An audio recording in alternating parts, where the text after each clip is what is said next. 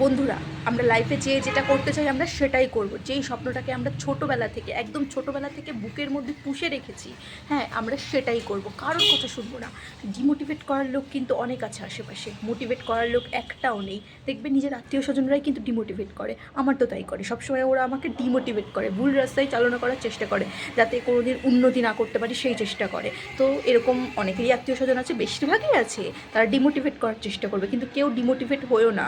তোমরা সবাই তোমাদের লক্ষ্যে স্থির থাকো, যে যেটা করতে চাও সেটাই করবে। কেউ ডাক্তার হতে চাও, সে ডাক্তারই পড়বে, তোমাকে বলতে পারে না এটা নিয়ে পড়, এটা ভালো ওটা ভালো, কেউ শুনবে না।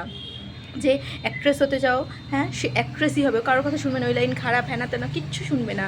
যে টিচার হতে চাও সে টিচার হবেই, কারোর কথা শুনবে না, ও এখন তো চাকরি নেই, কিচ্ছু শুনবে না।